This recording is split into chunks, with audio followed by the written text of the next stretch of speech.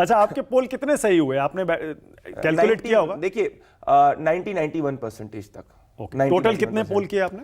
42 91% के आसपास सही हुए। बिल्कुल, बहुत अच्छा रिकॉर्ड है। और मेरे हिसाब से पोलिंग ने मुझे सबसे जो बड़ा अपॉर्चुनिटी दी कि मैं देश का कोना कोना घूम पाया। अगर मैं वो देश पे ट्रैवल नहीं करते हुए करता तो मैं कभी पोलिंग नहीं करता। और मैंने आपके शो पे भी ये कहा था कि बात सही गलत की नहीं है, हमारे हिंदुस्तान के सिफोलॉजिकल मार्केट के अंदर लोग ट्रांसपेरेंट नहीं है।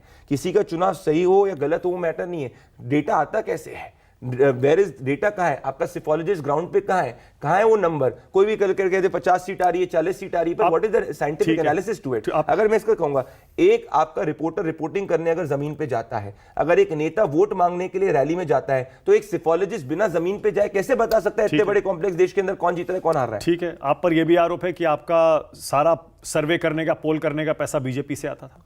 नहीं, ये बिल्कुल गलत है। पॉइंट नंबर, कहां से आता था सर्वे करने के लिए, प्रदीप भंडारी के लिए पैसा कहां से आता? अब इसका मैं दो बताता हूं।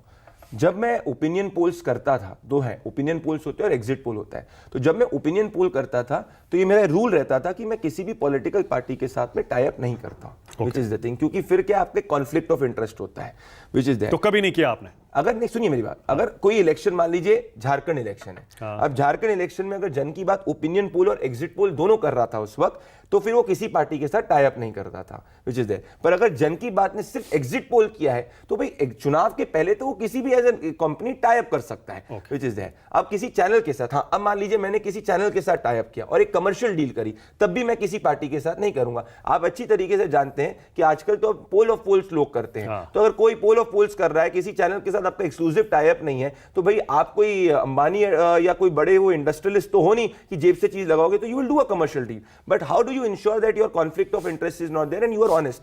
ए, अगर आप चैनल के साथ एक्सक्लूसिव टाई अप कर रहे हो तो आप पार्टी के साथ टाई अप नहीं करोगे। बी, अगर आप एक ओपिनियन पोल कर रहे हो तो आप पार्टी के साथ टाई अप नहीं करोगे। सी, अगर आप सिर्फ एग्जिट पोल कर रहे हो तो ऑब्वियसली जितने लोगों को आप ग्राउंड पे भेजोगे, it's a very costly exercise. जो लोग यहाँ पे घर पे बैठ के पोलिंग करते हैं वो नहीं, पर genuine polling is a very costly exercise. Simple example दूंगा जो मेरे पास का एक्सपीरियंस। भाई एक व्यक्ति को आप ग्राउंड पे भेजते हो, एक टीम को, एक दिन का आपका ट्रैवल का कॉस्ट होता है 4,500, 2.5 से 3 साढ़े 3 हजार रुपए। अगर आप किसी भी गाड़ी को करोगे 2.5 साढ़े 3 हजार रुपए का आपका कॉस्ट आएगा। आप उस व्यक्ति को जो भी ट्रैवल करेगा उसको 1,000 रुपए पर डे का मिनिमम दोगे, 4,500 साढ़े 5 हजार कॉस्ट हो गया, 500 रुपए उसको आप खाने का दोगे, 7,000 रुपए पर टीम का अगर आपका कॉस्ट है तो आप सोचो कितना बड़ा कॉस्ट होगा, विच इज द थिंग। अगर आपको ऑनेस्टली करना है, मैं तो बिल्कुल ट्रांसपेरेंट हूं, तो आपको उस कॉस्ट को बेयर करना पड़ेगा, पर ये मैंने इंश्योर करा है। तो आजकल इतना बुरा हाल क्यों हो गया है ये एग्जिट पोल्स का और ओपिनियन पोल्स का? जनता का भरोसा एकदम ऑलमोस्ट लगता है कि खत्म हो गया। देखिए, मेरा हमेशा से, जब मैं पहले भी करता था, मेरा हमेशा से ग्रज एक रहता था कि मैं बहुत ग्राउंड पे ट्रैवल करके बहुत मेहनत के साथ में करता था।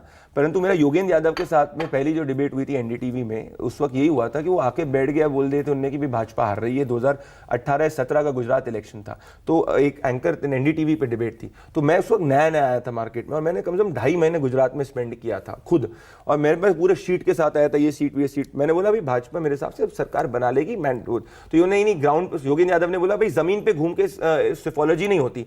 तो मैंने बोला योगेंद्र जी ड्राइंग रूम में बैठ के भी नहीं होती है, आप मुझे बता दीजिए 10 सीट आपको जो लगता है कांग्रेस जीत रही है, मैं आपको बताऊंगा 10 सीट भाजपा जीत रही है। तो उन्होंने एक सीट का नाम नहीं बताया, तब मैं समझ गया कि भाई इस मार्केट में बहुत सारे लोग बोगस है। अगर आप सीट वाइज एनालिसिस नहीं बता सकते तो आप वोट शेयर का ट्रांसपोलेशन करिए, पर बताइए तो सही वोट शेयर का क्या है।